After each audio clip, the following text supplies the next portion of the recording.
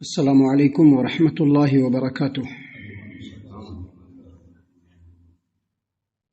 اعوذ باللہ من الشیطان الرجیم، بسم اللہ الرحمن الرحیم۔ وَكُلًّا نَقُصُّ عَلَيْكَ مِنْ أَنْبَاءِ الرُّسُلِ مَا نُثَبِّتُ بِهِ فُؤَادَكَ وَجَاءَكَ فِي هَذِهِ الْحَقُّ وَمَوْعِظَةٌ وَذِكْرَى لِلْمُؤْمِنِينَ وَقُلْ لِلَّذِينَ لَا يُؤْمِنُونَ اعْمَلُوا عَلَى مَكَانَتِكُمْ إِنَّا عَامِلُونَ وَانْتَظِرُوا إِنَّا مُنْتَظِرُونَ وَلِلَّهِ غَيْبُ السَّمَاوَاتِ وَالْأَرْضِ وَإِلَيْهِ يُرْجَعُ الْأَمْرُ كُلُّهُ فَاعْبُدْهُ وَتَوَكَّلْ عَلَيْهِ وَمَا رَبُّكَ بِغَافِلٍ عَمَّا تَعْمَلُونَ۔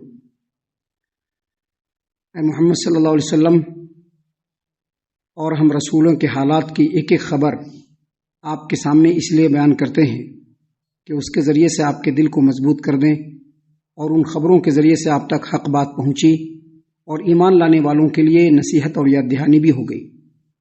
اے محمد صلی اللہ علیہ وسلم، جو لوگ ایمان نہیں لائے ہیں آپ ان سے کہہ دیجئے کہ تم اپنے طریقے پر عمل کرتے جاؤ، ہم بھی عمل کر رہے ہیں، تم بھی انتظار کرو، ہم بھی انتظار کر رہے ہیں۔ آسمانوں اور زمینوں میں جو کچھ پوشیدہ ہے سب اللہ تبارک و تعالیٰ کی ملکیت میں ہے، اور معاملات تمام کے تمام اسی کی طرف لوٹائے جاتے ہیں، لہٰذا آپ اسی کی عبادت کیجئے، اسی پر توکل اور بھروسہ کیجئے، اور جو کچھ تم لوگ کر رہے ہو آپ کا رب اس سے غافل بے خبر نہیں ہے۔ محترم سامعین کرام، سورہ ہود سورہ نمبر 11 اور اسی سورت کی آخری آیات، جو آخری آیات ہے جہاں پہ سورہ ہود مکمل ہونے والا ہے، ان آخری آیتوں کو آپ کے سامنے ابھی تلاوت کی گئی، یعنی آیت نمبر 120، 121، 122، 123، یہ چند آیات آپ کے سامنے تلاوت کی گئی۔ ان آیتوں کا ترجمہ بھی بفضل اللہ، بتوفیق اللہ، باذن اللہ آپ تمام کی خدمت میں پیش کیا گیا۔ سامعین کرام، اللہ تبارک و تعالیٰ نے ان آیتوں میں محمد عربی صلی اللہ علیہ وسلم کو ڈائریکٹ مخاطب فرمایا ہے، لیکن یاد رکھیے قرآن کریم کی آیتوں میں جہاں پر محمد عربی صلی اللہ علیہ وسلم کو مخاطب کر کے نصیحت فرمائی جاتی ہے، وہاں پر اصل مقصود نصیحت امت کے لوگوں کو کرنا ہوتا ہے۔ دیکھیے اللہ تبارک و تعالیٰ نے یہاں پر بیان فرمایا، وَكُلًّا نَقُصُّ عَلَيْكَ مِنْ أَنْبَاءِ الرُّسُلِ، اے محمد صلی اللہ علیہ وسلم، ہم رسولوں کے حالات کی ایک ایک خبر جو آپ کو دے رہے ہیں، اس کے پیچھے جو اصل مقصد ہے وہ یہ ہے مَا نُثَبِّتُ بِهِ فُؤَادَكَ، تاکہ آپ کے دل کو ہم مضبوط کر دیں۔ اور پھر دوسری بات کیا ہے؟ وَجَاءَكَ فِي هَذِهِ الْحَقِّ، یہ جو واقعات نبیوں کے اور نبیوں کے امتوں کے آپ کے سامنے جو پیش کیے جا رہے ہیں، اس سے ایک یہ بھی بات ہو رہی ہے کہ آپ تک حق بات پہنچ جا رہی ہے۔ وَمَوْعِظَةٌ وَذِكْرَى لِلْمُؤْمِنِينَ، اور ایمان والوں کے لیے اس میں نصیحت بھی حاصل ہو جا رہی ہے۔ دیکھیے اس آیت کریمہ میں اللہ تبارک و تعالیٰ نے یہ بات بیان فرمائی ہے کہ اللہ تبارک و تعالیٰ قرآن کریم میں بار بار پھیر کر کے جو نبیوں کے حالات بیان فرما رہے ہیں، نبیوں کے حالات بیان فرما رہا ہے، اور ان کے قوم کے لوگوں کے جو قصے بیان فرما رہا ہے، اس کے پیچھے 3 فائدے ہیں۔ پہلا فائدہ یہ ہے کہ محمد صلی اللہ علیہ وسلم اور اے مسلمانوں، ابھی جو تم لوگ مکہ میں ہو یا کسی بھی زمانے میں مسلمان غیروں کے جو درمیان رہتے ہیں، لیکن یہاں پر خاص طور سے مکہ میں جو مسلمان رہ رہے ہیں ان کے بارے میں، کہ مکہ میں جن حالات سے آپ لوگوں کو واسطہ ہے کہ مکہ والے آپ کے اپنے پرائے ہی آپ کے پیچھے پڑے ہوئے ہیں، ہر اعتبار سے آپ لوگوں کو ستا رہے ہیں، آپ لوگوں کو پریشان کر رہے ہیں، ظلم و ستم کی حد کر دے رہے ہیں۔ تو یہ حالات صرف آپ لوگوں کے ساتھ نہیں رہے ہیں، اس سے پہلے جو انبیاء گزرے ہیں اور ان کے اوپر جو ایمان لانے والے لوگ ہیں ان کے ساتھ بھی یہی حالات رہے ہیں۔ لیکن پھر انجام کیا ہوا؟ اللہ تبارک و تعالیٰ نے ظالموں کے سر کو توڑ دیا اور نبیوں کو اور ان کے ماننے والوں کو سرخرو اور کامیاب کر دیا، لہذا آپ لوگوں کو صبر سے کام لینا چاہیے۔ اللہ نے کیا فرمایا؟ وَكُلًّا نَقُصُّ عَلَيْكَ مِنْ أَنْبَاءِ الرُّسُلِ مَا نُثَبِّتُ بِهِ فُؤَادَكَ، اے محمد صلی اللہ علیہ وسلم، رسولوں کی جو ایک ایک خبریں ہم آپ کو دے رہے ہیں، اس کے پیچھے ریزن کیا ہے؟ آپ کا دل مضبوط ہو جائے کہ یہ حالات آپ کے ساتھ نہیں ہیں، آپ سے پہلے بھی جو لوگ گزرے ہیں، جو انبیاء گزرے ہیں اور ان کے ماننے والے جو گزرے ہیں، ان کے ساتھ بھی یہی حالات رہے ہیں، لیکن پھر بھی اللہ تبارک و تعالیٰ نے سرخرو اور کامیاب انبیاء اور ایمان والوں کو ہی کیا، اور دشمنوں کے سر کو اللہ تبارک و تعالیٰ نے چکنا چور کر دیا۔ دوسرا فائدہ کیا ہے؟ وَجَاءَكَ فِي هَذِهِ الْحَقِّ، یعنی جو انبیاء اور ان کے جو قوم کے لوگ ہیں ان کے جو قصے اور حالات بیان ہو رہے ہیں، اس سے دوسری جو بات یہ ہے کہ صحیح بات اور حق بات آپ تک پہنچ جائے. کوئی اگر سلیمان علیہ السلام کے بارے میں اٹر پٹر بولنے کی کوشش کرے تو آپ کو سمجھ جانا چاہیے کہ یہ صحیح نہیں ہے. کوئی اگر ایوب علیہ السلام کے بارے میں غلط سلط بولنے کی کوشش کرے سمجھ جانا چاہیے کہ یہ بات صحیح نہیں ہے، کیونکہ دنیا میں دوسروں کے تعلق سے غلط باتیں بیان کرنے کا شیوا اور شعار لوگوں میں عام ہے. لہذا آپ کو حق بات اور صحیح بات، نبیوں کے سچے اور صحیح قصے آپ کو معلوم ہو جائے کہ اصل میں کیا بیتا تھا اس زمانے میں. اور تیسرا فائدہ جو اللہ تبارک و تعالی نے یہاں پر بیان فرمایا وہ یہ کہ وَمَوْعِظَةً وَذِكْرَىٰ لِلْمُؤْمِنِينَ، ایمان والوں کے لیے یہ جو انبیاء کی خبریں اور انبیاء کے قوم کے لوگوں کی جو قصے بیان ہو رہے ہیں اس سے ایمان والوں کو ہدایت اور نصیحت حاصل ہو جائے.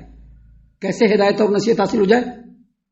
کہ اللہ تبارک و تعالیٰ نے ہمیشہ سرخرو مومنوں کو ہی کیا ہے.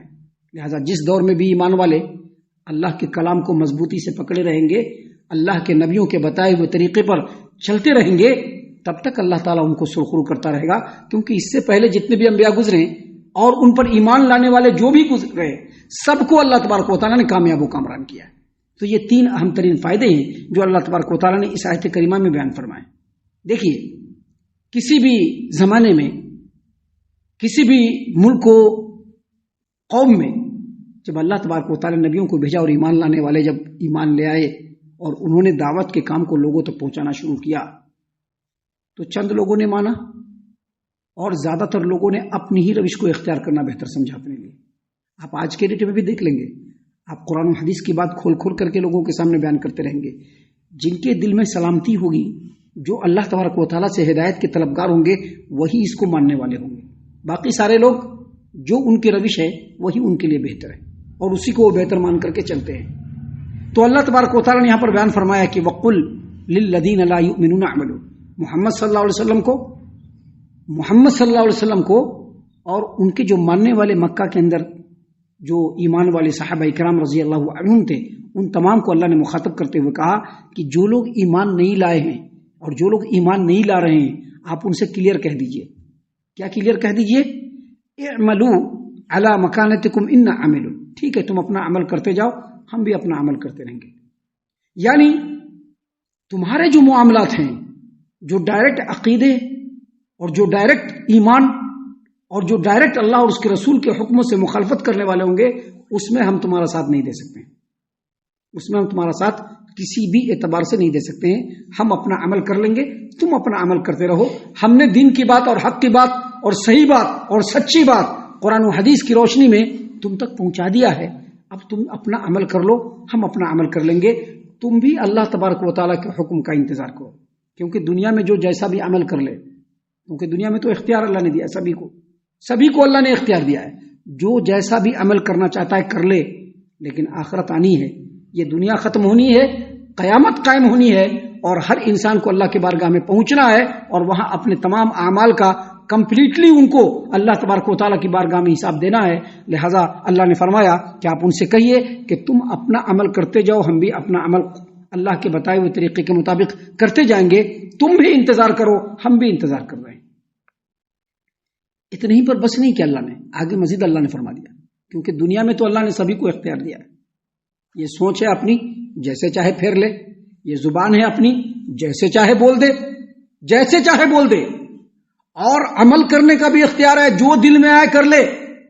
لیکن یاد رکھے کہ روئے زمین پر بھی اللہ تبارک و تعالیٰ کا قبضہ قدرت ہے. کائنات کے ذرے ذرے پر بھی اللہ تبارک و تعالیٰ کا اختیار ہے. جتنی بھی غیب کی چیزیں ہیں سب اللہ تبارک و تعالیٰ کی ملکیت میں ہیں.